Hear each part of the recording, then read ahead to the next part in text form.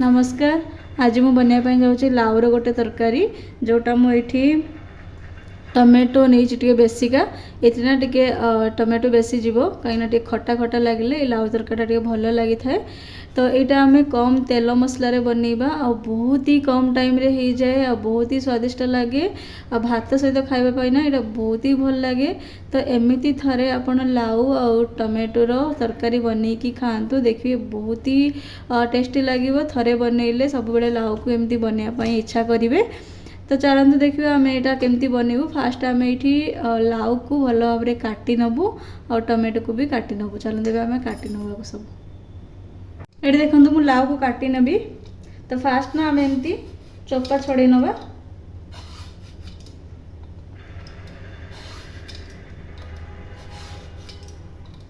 लाउर भल भाव में एमती चोपा छड़े ने।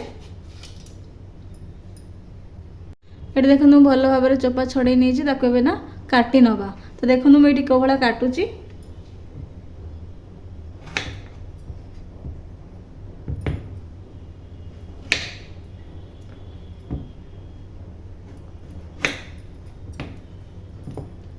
आपन ये लाउ को कम बेसी भी करि परिबे। तो मु एतिकी लाउ पई 3टा मीडियम साइज टमाटो नहीं।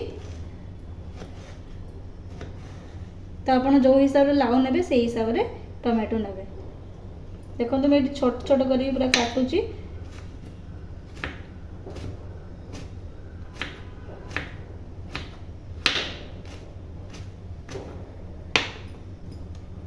ये देखे दूजी ये भाया आप छोट छोट करके काटी नेबे।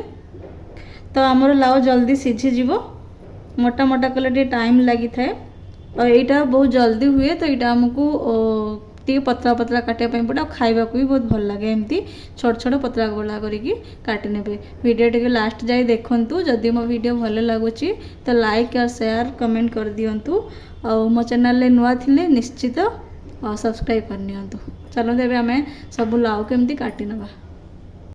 ये मु सब लाउ को काटिकी भल भाव में धोई नहीं। तो एमती सब लाउ को काटिकी छोट छोट खंड कर काटी नेबे। काटिकी सब माने भल भाव में आपको धोई नेबे। तापर मुझे देखंतु जो नहीं टमेटो 3टा ताकू भी ये मु लंबा लंबा करी काटी नहीं। तो चलते अबे आमे बनइबा लाउ तरकारी। ये देखंतु मोर कढ़ाई गरम हो आसला। तो अब आम तेल नहीं नवा। ये मु सोरिष तेल नहीं। तो आप चाहिए रिफाइंड ऑयल भी नहीं पारे। ये मु 2 चामच रे सोरष तेल नहीं। ये आम तेल गरम हो गला। तो मुझे 1/2 चामच पंच फुटण नहीं। यही तरकारी ना फुटण देवे तार फ्लेवर बहुत भल आसी था। टेस्ट बहुत भल लगे। तो ये आम पंच फुटण फुटी गला। भल भाव फुटिया छाड़देवे। तापर जो रखी थी रसुण और लंका को कुटिकी ये पकई नेबी।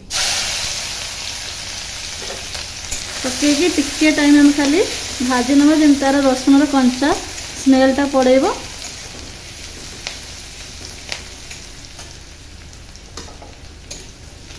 हमारे ये देखो रसुण हो गला। तो स्मेल भी पड़े गला। तो ये आम जो रखी थे टमाटो तो ताको ये पकई ना पकई भल भाव में गलई ना।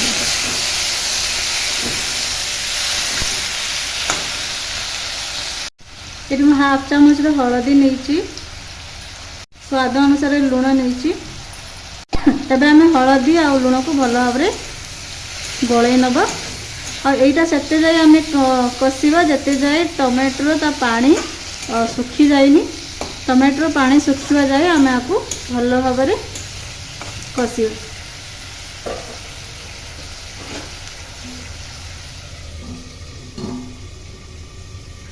एबे आम घोड़णी खोलिकी देखा।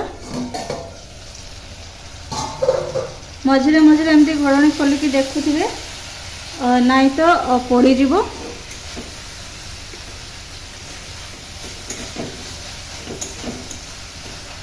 देखो आम टमाटो सीझी आसला।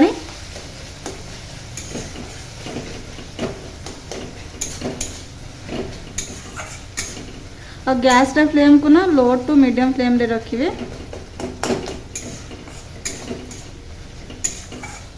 आपको आम भल भाव में कषा जिते यार पानी सुखी जाए।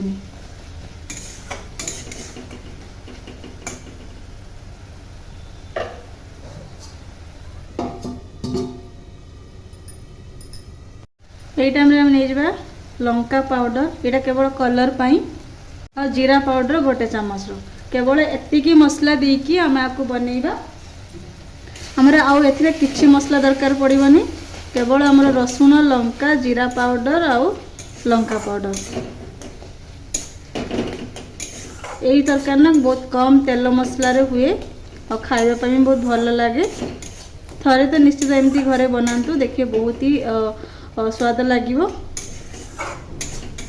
तमती भल भाव गोल नवा मसला को।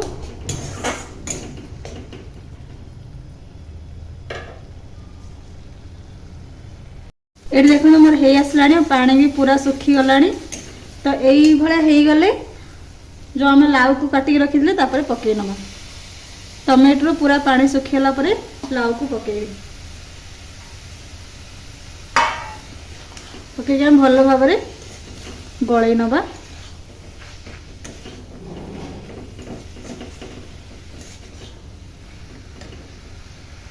एथिरे मु खाली अल्प पानी देइची, कहीं लाउ रे हमर पानी बाहर, तो से अल्प पानी नेबे, बेसी पानी देबेनी।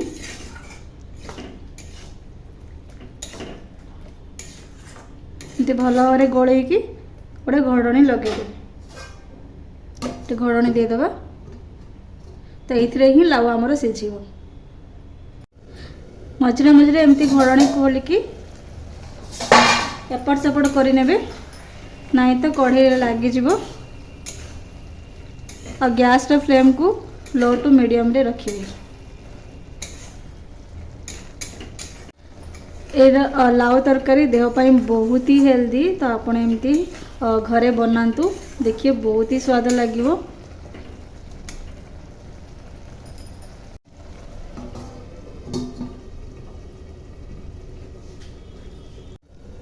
ये देखंतु मोर ये पूरा सीझी आसला, टिके खाली सीझिबो। देखो लाउ मोर सीझी आसला, टिके खाली सीझिबो, हो गला आमर तरकारी पाखापाखि। आ 5 मिनिट रे आमर ये तरकारी हो। ये तरकारी आपण मानकु बनाया 10 रु 15 मिनट लगे, बेसी टाइम लगेनि। और यहाँ कम तेल मसला अच्छी, हेल्दी भी अच्छी, लाउ भी देह पाई भल। तो एमती आपण घरे बनातु, देखिए समस्त को पसंद आसीबो।